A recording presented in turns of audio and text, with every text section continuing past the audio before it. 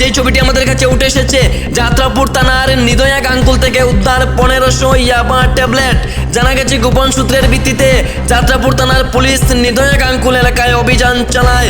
সেখান থেকে কামরুল মিয়া বাবা ফরিদ মিয়ার বাড়ি তল্লাশি করে উদ্ধার করা হয় 1500 ইয়াবা ট্যাবলেট, যার আনুমানিক বাজার মূল্য প্রায় 75,000 টাকা। ঘটনাস্থল থেকে এই ফরিদ মিয়া, বয়স আনুমানিক 28 বছর, সেই ফরিদ মিয়াকে গ্রেফতার করেছে পুলিশ। যাত্রাপুর থানার ওসি সিদ্ধিকান্ত বর্ধন জানান, নেশা বিরোধী এই ধরনের অভিযান আগামী দিনগুলিতে অব্যাহত থাকবে। 28-10-2025 আমরা দুপুরবেলার দিকে একটা খবর আসে যে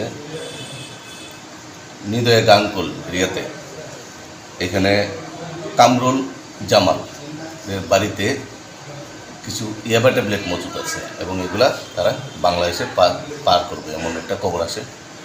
সাথে সাথে এই খবরের ভিত্তিতে আমাদের থানার প্রীতম দত্ত, আরও অফিসার্স এএসআই তপন দেবনাথ এবং আরও কনস্টেবল এবং টিএসআর পার্সোনাল আমরা যাওয়ার সময় আমরা বিএসএফকেও সাথে নিয়ে যাই এবং সেই খবরটা আবার বিএসএফের কাছেও ছিল। তাদের সাথে যোগাযোগ করার সাথে আমরা জানতে পারি তাদের কাছেও সেই খবরটা ঠিক আছে।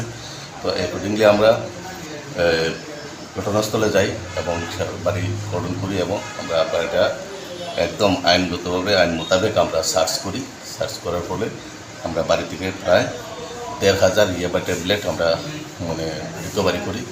তারপর ওইখান থেকে আমরা এগুলো সিজ করি এবং তাকে আমরা ধরতে সক্ষম হচ্ছি এবং এই বিষয়ে আমরা তার বিরুদ্ধে, কামরুল জামালের বিরুদ্ধে আমরা একটা এনডিপিএস মামলা নিয়েছি এবং এই মামলায় বা এই কাজে আর কে কে জড়িত থাকতে পারে, এবং মালগুলা কোথায় থেকে আসবে এবং কোথায় বিক্রি করবে, টোটাল বিষয়টা আমরা ওই সত্যটা উদ্ঘাটনের জন্য আমরা ইনভেস্টিগেশন চলছে।